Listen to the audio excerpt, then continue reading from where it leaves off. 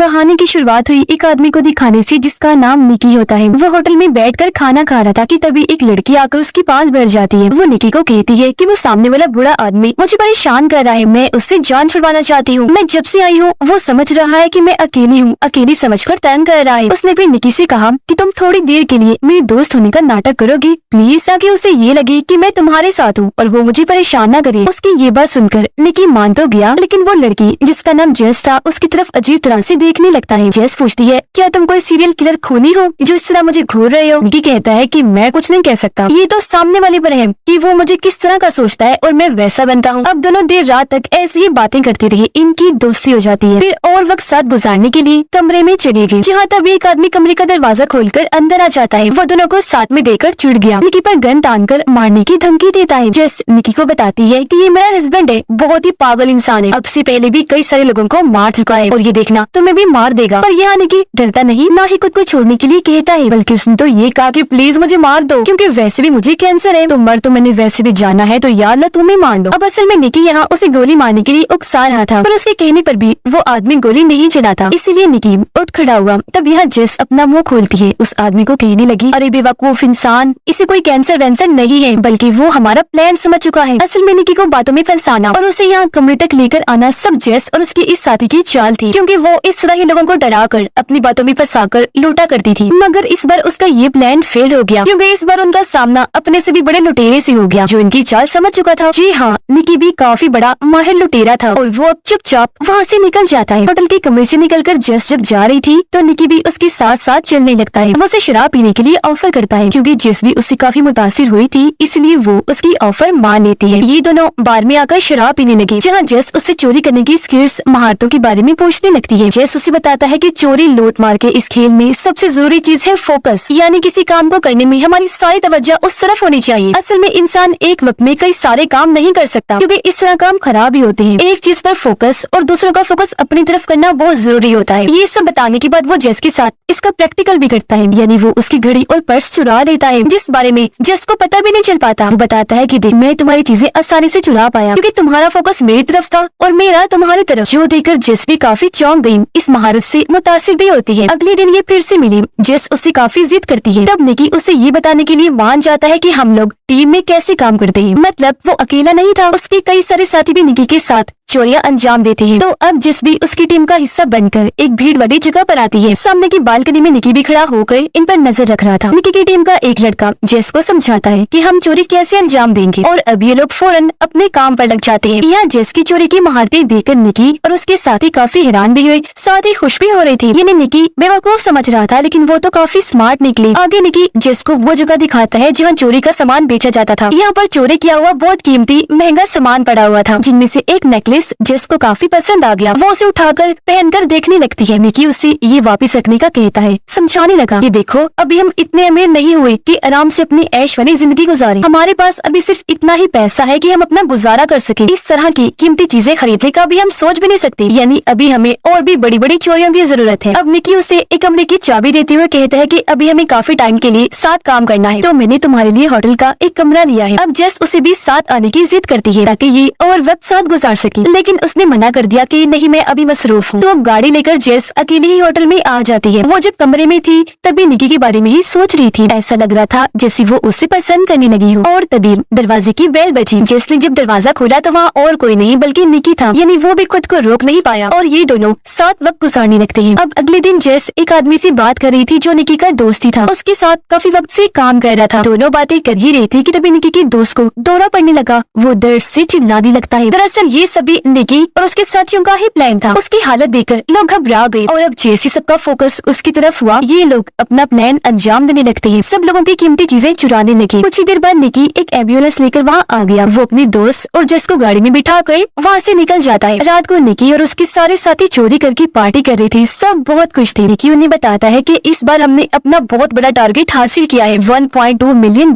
का। उसका एक साथी निकी को सारे पैसे देते हुए कहता है कि इन पैसों को संभालने की जिम्मेदारी तुम्हारी तुम्हारी है और हाँ, जुएबाजी से दूर रहना। अगले दिन निकी और जेस एक मैच देखने के लिए स्टेडियम में आते हैं। अब जब एक लड़की अपनी सीट से उठकर वहाँ से जाने लगी तो जेस निकी से ये शर्त लगाती है कि इस लड़की को जाते हुए तकरीबन 8 लोग देखेंगे। निकी कहता है कि नहीं, 8 नहीं 3 लोग देखेंगे। अब तभी पीछे बैठा एक अमीर आदमी उनसे कहता है कि मेरे हिसाब से उसे 5 लोग देखेंगे, लेकिन उसे 7 लोगों ने देखा। और क्योंकि जेस का अंदाजा काफी ठीक था तो ये शर्त वो जीत जाती है। और अब निकी उस अमीर आदमी के कहने पर ग्राउंड में खेल रहे प्लेयर्स पर शर्त लगाने लगता है, पर 2 बार निकी उस आदमी से शर्त हार जाता है। इसलिए अब निकी उससे 10,000 की शर्त लगाता है। वो अमीर आदमी को कहता है कि अब जो भी प्लेयर बॉल को पकड़ने की कोशिश करेगा उससे कैच छूट जाएगा, जबकि अमीर आदमी कहता है कि नहीं, वो कैच पकड़ लेगा। और अब कुछ ही देर के बाद एक प्लेयर दूसरे की तरफ बॉल फेंकता है तो उसने कैच पकड़ लिया था, यानी कि निकी ये शर्त भी हार गया था। अब तक निकी उस अमीर आदमी से $5,000 से भी ज्यादा पैसे हार गया था। ये देखकर जिसको परेशानी होने लगी वो निकी को कहती है कि चलो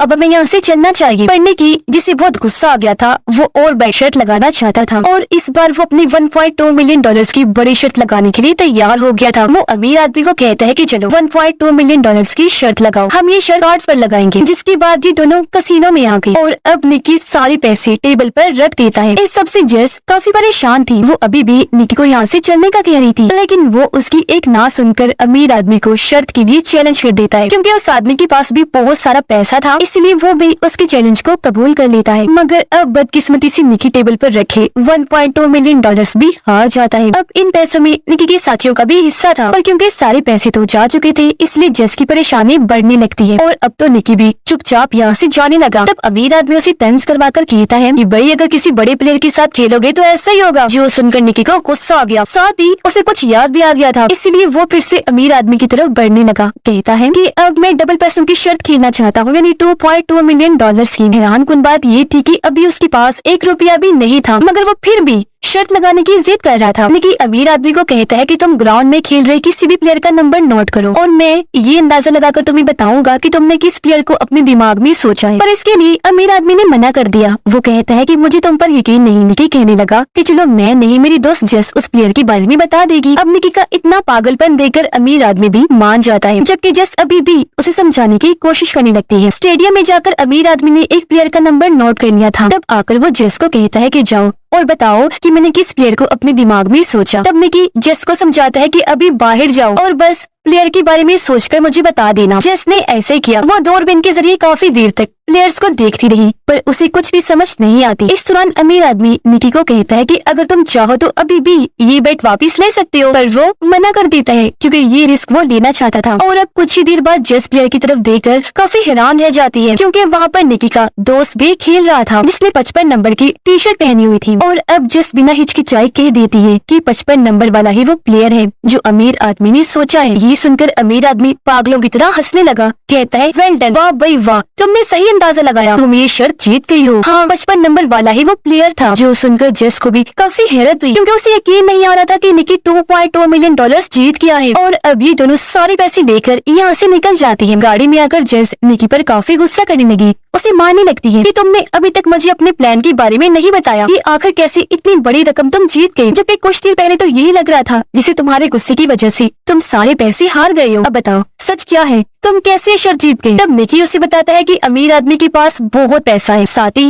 वो बहुत बड़ा जुआरी भी है, कोई ऐसा जुआ नहीं जो उसने ना खेला हो। जेस पूछती है, अच्छा तुम्हें कैसे पता चला कि मैं 55 नंबर ही चुनूंगी, तुमने इतना बड़ा रिस्क कैसे लिया। तब निकी बताता है कि काफी वक्त पहले से मैं ये बात तुम्हारे जहन में डाल रहा था, साथ साथ अमीर आदमी के दिमाग में। और अब यहाँ से कहानी कुछ वक्त पहले आ जाती है। हमने देखा कि निकी के आदमी काफी वक्त पहले से ही अमीर आदमी पर नजर रख रहे थे। उन्होंने अलग अलग तरह कोशिश करके 55 नंबर उसके जहन में बिठा दिया था। वो जहाँ जहाँ भी जाता 55 नंबर या इस नंबर की शेप उसे हर जगह दिखाई दिया करती थी। यहाँ के बैनर्स पर लोगों ने 55 नंबर पकड़ा हुआ था। ये भी उनकी चाल थी अमीर आदमी को दिखाने के लिए। और आज जब वो मैच देखने आ रहा था तो उसकी नजर निकी के दोस्त पर पड़ गई, इसलिए उसने जहन में 55 नंबर बिठा दिया, क्योंकि उसका नंबर भी 55 ही था। यही वजह है कि शर्त के दौरान भी उसने यही नंबर चुना। और अब ये सारी बातें सुनकर जेस काफी खुश हो जाती है। वो फिर से मुतासिर हुई। निकी उसे कहता है कि तुमने भी काफी अच्छा काम किया, जो कहकर वो जेस को उसके हिस्से के पैसे देकर यहाँ से चला जाता है। हालांकि जेस उसे रोकने की बहुत कोशिश करती है, लेकिन वो बिना कोई बात सुने वहाँ से चला गया। इस बात को लेकर जेस रोने लगती है, क्योंकि वो निकी को पसंद करने लगी थी, मगर उसका इस तरह अचानक चले जाना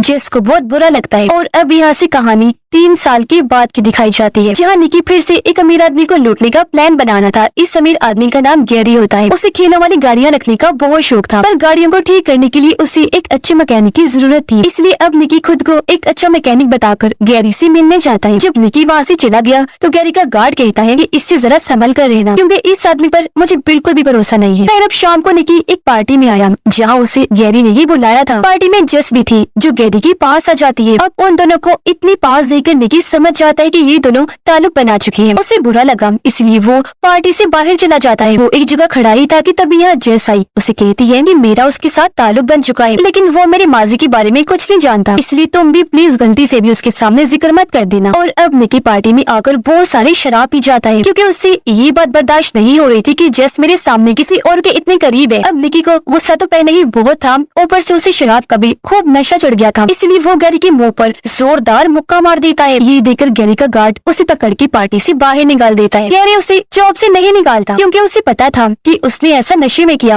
वो निकी को माफ कर देता है। अगले दिन गैरी का मैनेजर जब निकी को काम समझा रहा था तो पुल के पास जस आई, जहाँ गैरी भी लेटा हुआ था। और अब एक बार फिर से उन्हें इतना करीब देखकर निकी जलने लगा। उसका फोकस दोनों की तरफ ही हो जाता है। मैनेजर से मिलने के बाद वो जस के पास आया, उसे कहता है कि तुम्हें इस तरह के कपड़े पहनकर यहाँ नहीं आना चाहिए था, क्योंकि यहाँ कुछ लोग तुम्हें अजीब तरह से देख रहे हैं, जो बात मुझे बिल्कुल पसंद नहीं आ रही। पर जस उसकी बातों को नजरअंदाज करके वहाँ से चली जाती है। अगले दिन निकी और जस एक अलग जगह पर मिले। यहाँ जस 3 साल पहले होने वाले उस फाके के बारे में पूछती है, क्योंकि वो ये जानना चाह रही थी कि उस दिन वो जस को अचानक छोड़कर क्यों चला गया। तब निकी उसे समझाने की या कहीं की अपनी बातों में फंसाने की फिर से कोशिश करता है, लेकिन वो उसकी बात नहीं सुनती, क्योंकि बहुत नाराज थी। इसलिए अब निकी अपने दोस्त के जरिए ही जस को मनाने की कोशिश करता है, क्योंकि वो जस का भी काफी अच्छा दोस्त बन गया था। निकी अपने दोस्त के जरिए जस के पास वही नेकलेस गिफ्ट भेजता है जो उसने चोरी के सामान वाली जगह पर देखा था। इसलिए अब वो अपने इस दोस्त के कहने पर निकी से मिलने के लिए राजी हो जाती है। फिर जब दोनों मिले तो निकी की बातों से जस समझ जाती है कि वो फिर से मेरे साथ ताल्लुक बनाना चाहता है, पर जस ने मना कर दिया। वो कहती है कि अब की बार में तुम पर भरोसा नहीं कर सकती।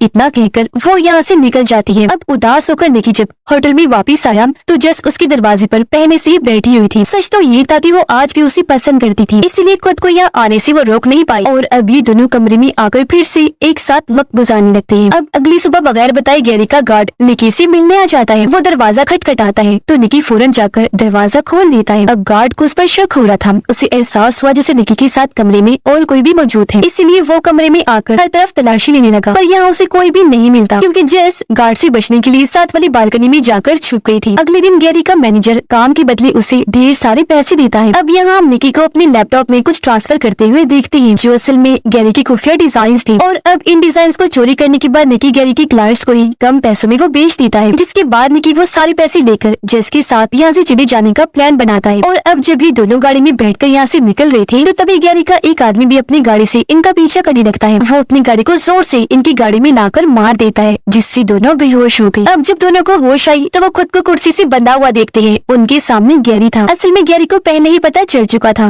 कि निकी यहाँ मुझे लूटने के इरादे से आया है, इसीलिए काफी पहले से उसने अपने आदमियों को निकी के पीछे लगा दिया था, जो दिन रात उस पर नजर रख रहे थे। पर यहाँ गैरी को ये समझ नहीं आती कि इतनी सख्त सिक्योरिटी होने के बाद भी निकी ने पासवर्ड का पता कैसे लगवा लिया। उसने जब इस बारे में पूछा तो निकी जवाब देता है कि जब मैंने तुम्हें जस के इतने करीब देखा तो मैंने भी उसके करीब जाने का फैसला किया। मैंने जस को वो नेकलेस जो गिफ्ट भिजवाया था उसमें एक खुफिया चिप लगा दी थी, और जब जस तुम्हारे कमरे में आई तो चिप के लैपटॉप के पास आने पर मुझे तुम्हारे लैपटॉप की एक्सेस मिल गई, यानी अब मैं तुम्हारे लैपटॉप के साथ कुछ भी कर सकता था। और इसी तरीके से मुझे तुम्हारे पासवर्ड का पता चला। लेकिन हाँ, जस को इस बारे में कोई आइडिया नहीं था, बल्कि मैंने एक बार फिर प्यार का नाटक करके उसे भी बेवकूफ बनाया। ये सुनकर गैरी और उसका गार्ड जोर जोर से हंसने लगती है। और अब तभी गैरी जस के मुंह से टेप हटाता है तो वो भी अपना मुंह खोलती है कि मेरे और गैरी के बीच कभी कोई ताल्लुक था ही नहीं, यानी वो भी उसे लूटने के इरादे से ही आई थी, जिस बारे में गैरी को पता लग गया था। असल में जब जस गैरी की पार्टी में आई तो उसने वहाँ निकी को देख लिया था, इसलिए वो जानबूझकर गैरी के पास जाने लगी ताकि उसे यही लगे कि वो दोनों ताल्लुक में हैं, जबकि असल में तो ऐसा कुछ भी नहीं था। अब यहाँ जस निकी से ये कहकर झगड़ा करने लगती है कि तुम